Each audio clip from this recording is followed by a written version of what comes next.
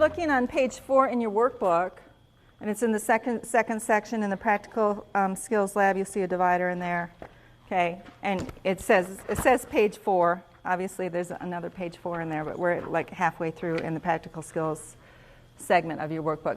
And this here is your health status questionnaire.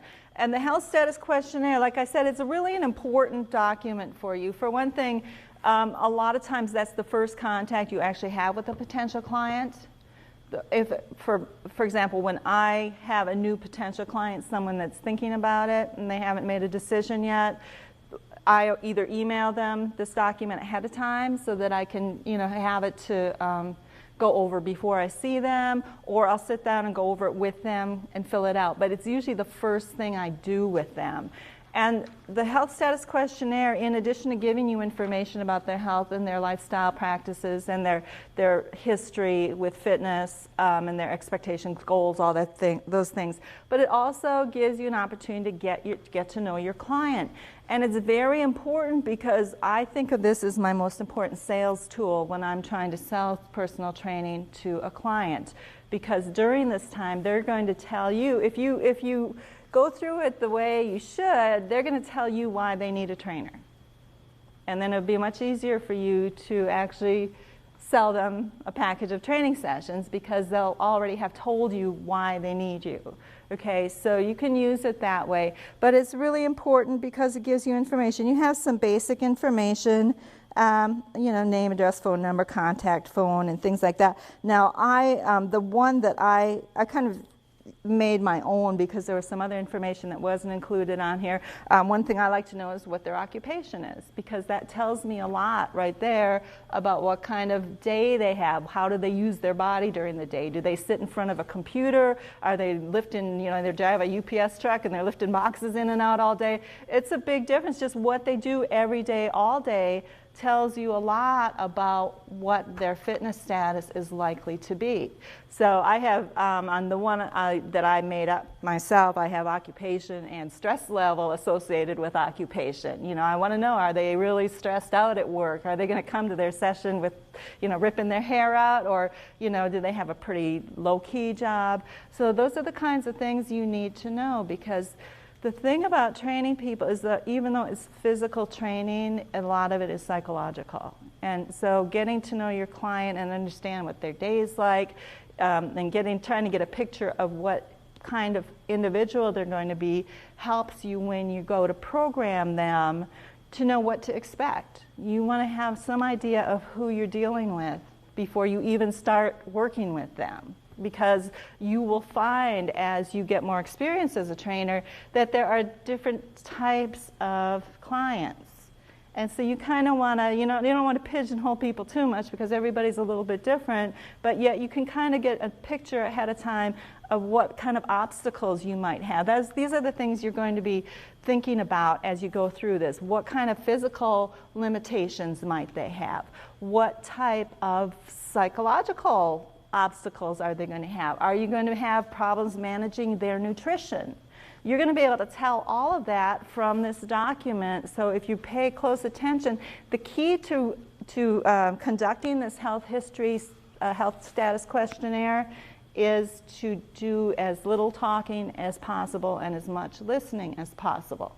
Okay, this is not about you. Like I said, this may be the first contact you had with this person, but it's not about you. A lot of trainers, especially new trainers, make the mistake of spending this first session talking about themselves, trying to convince the person of how qualified they are, giving information, but that's not what this is about. This is not about you giving them information. Normally when you're filling this out, they haven't bought sessions yet, they haven't paid you yet, they haven't committed to anything. So this is not the time when you give them information because they have not really contracted for your services at this time. So this isn't where you give them diet information and things about well, you could do this or you could do that. No, this is a time for you to listen to them. And the more they tell you, the more they trust you. And the more they trust you, the more likely they are to buy sessions from you. But if you do all the talking, chances are you won't close that sale. Okay? It's something that is just from years of practice and doing it over and over again. So it's a time to get to know them. So you'll get that basic information from them. And then, so the first session is personal information. Like I said, I like to get the occupation. Second session is overall medical history. And you can see it asks a lot of different questions about their cardiovascular health, any symptoms they have, other health issues. And you can go into more detail if you want, the things that I want to know. Of course, I want to know if they have any cardiovascular issues. I want to know what kind of medications they're taking for any conditions that they have, how long they've been taking the medications, why did their doctor put them on the medication. Sometimes doctors put you on medication as a precautionary measure. Sometimes they put you on because you came in with your blood pressure like 200 over 100 or something like that. So I want to know what conditions, what were the circumstances when you were put on this medication. I want to know all of that stuff. I want to, because for one thing, medications can interfere with your client's performance. Okay, they can cause side effects. You just want to know what they're on. And if you don't recognize, you're not a pharmacist, if you don't recognize the name of the medication, number one, ask your client, what is that for? Okay, you're not a doctor, you're not a pharmacist, you're not going to know. There's a bazillion medications out there, so you're not going to know it. Ask them. And then go home and get on the internet and do some research. Find out what those drugs do. What are the side effects? Okay, you'll be amazed at some of the stuff that is associated with your client's behavior. Okay, I'll give you an example of one. Recently, I had a new client, and she was taking a drug for restless leg syndrome, and I pulled it up on the internet and looked at it. Some of the side effects were compulsive behavior, like compulsive eating, which she was doing. And all kinds of other smoking, which she was doing. All these other compulsive behaviors were side effects of this drug. And so by looking that drug up, I was able to, I printed a thing up for her, and even my first meeting with her, I said, I just did some research, because I had her fill this out and email it back to me. And I said, I went over your health history, I did some research on your medication, and I just, you can't ask them to not take a medication. That's not your place. It's out of the scope of your practice. But what you can do is say, I don't know if you were aware, because when you get a new medication, have you ever gotten a prescription and then there's like this printout thing in there, and the print is like you need like binoculars to read it, And so most people don't read that, right? I don't. I just throw it in the trash. I don't read it, So I just, so I just printed up and said, I just wanted to know. I wanted to know, because I see that you've been increasing. She had put on a bunch of weight, and so I wanted to know, okay, when did you start taking this medication? When did you start putting on weight? I wanted to see if there's a correlation there. So by looking at all that stuff, it tells you a lot, okay? So it's really important that you investigate those medications that they're taking. Then on top of that, I want to know about any musculoskeletal issues they have. Do they have bad knees, bad ankles, bad, back pain? What is going on with them? Have they had an accident? Have they had surgery? Have they, and sometimes they'll tell you everything. Sometimes they'll say, oh, well, I didn't think that was important. But then later on, you're training them one day and you find out that they've got a knee problem that you didn't know about, or they've got a shoulder problem that you weren't aware of because they didn't include it. So you want to get as much information, and you do that by asking them. So I would say, where they checked it off, and I'm going to go through this with them. And I'll say, okay, Mary, I see that you checked low back pain. Tell me about that. And then I'm going to shut up, and I'm going to let her tell me about it, because I really want to know what's behind it. Sometimes it's just because they're out of shape, and sometimes it's because they've got an injury. So you want to know what is at the root of this. And so you get information by asking, what's the difference between an open-ended question and a closed-ended question? Anybody know? What's a closed question? Okay, let's say, okay, Erica, are you here today? Yes, okay. Is that an open question or a closed question? Closed. It's closed, right? It's like, okay, there's only one answer, right? It doesn't leave you opportunity, it doesn't open the door, in other words, for more information. So if I said, well, Erica, what was the traffic like on your way over today? Now that's an open question, right? And then she can tell me, well, there was no traffic and it was great, and got here, didn't have any problems finding the place. And so now I've got a whole bunch of information on her trip to class today. So you want to ask open-ended questions to your clients. So instead of saying, okay, I see you have a back problem. Yes, I do. Okay, instead I'm going to say, tell me about your back problem. What's going on with your back? When did it happen? How long have you had it? Have you seen a doctor about it? Are you taking any medications? Do you take any over-the-counter drugs to ease your pain? Do you stretch? What do you do about it? By asking open-ended questions about that particular condition that she listed on her health status. All right, so you understand? And that's what you want to do through this whole thing. Ask open-ended questions and then let them talk. The more they tell you, the more likely they are to actually buy sessions from you, because they will tell you why they need a trainer. And in telling you, they will also be telling themselves why. They'll be reminding themselves why they came to see you in the first place. Okay, because they need you. Right?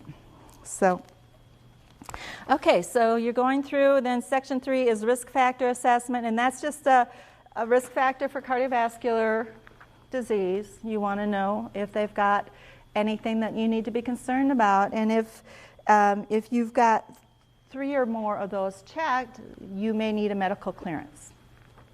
Okay, now you've got to take this on a case-by-case basis because this is personal training. So instead of saying, okay, you checked here that you have dizzy spells and you've got 2 other risk factors, you've got a family history, and I see you smoke, or you used to smoke.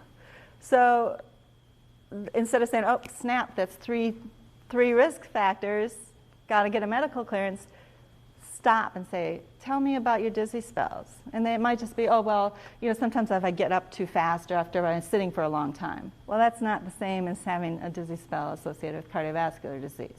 Okay, tell me about your family history. Oh, well, you know, my grandfather had a heart attack, but he was a smoker and alcoholic or something, you know. So get more information before you just assume that these risk factors require a medical clearance. Okay, you want to have the full picture. You just can't take all this stuff on their surface value. You've got to extract information by asking open-ended questions, all right?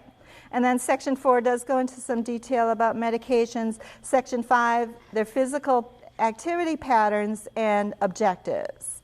And, you know, this is another one that I've fleshed out a little bit more on my own personal health history. I just added some extra stuff in that I want to know about them before I start. I might ask them, okay, well, I want to know, you know, have you ever used resistance training before? Have you worked out with weights before? You know, you want to get a pretty good picture. The other thing you want to get a picture of is what their expectations are. What they think is going to happen versus the way you train them may be totally different. They may have different expectations than is realistic. Okay, so you have to get that idea of what you need to know what they're expecting, not because that's going to influence the way you train them, but you can dispel some of their false ideas early on, so that when you do start training them, they're not like, oh, wow, I didn't know this was what it was going to be. Okay, so get some information. And then it says, inform the fitness professional of any changes that happen in your health status, but that you're also going to have them sign something called a consent release form, and you will also be saying that you must let me know of any changes in your health status. Okay, and here's the release form. This is a really abbreviated one, and the one I use is much more detailed, and it talks about notifying for cancellation of sessions and all kinds of stuff. So I have a lot more detail on mine. But this gives you, it's kind of a waiver that allows you to go ahead and proceed with the fitness assessments that we're going to be working on over the next couple days. Okay, so I'm going to do, what I'm going to do is I'm going to kind of give you an example of how I would interview someone, and then I'm going to let you guys role play for a couple minutes and interview one another. Okay, so you can kind of get comfortable with this. So volunteer, who wants to be my client? Okay, come on up, Sharon.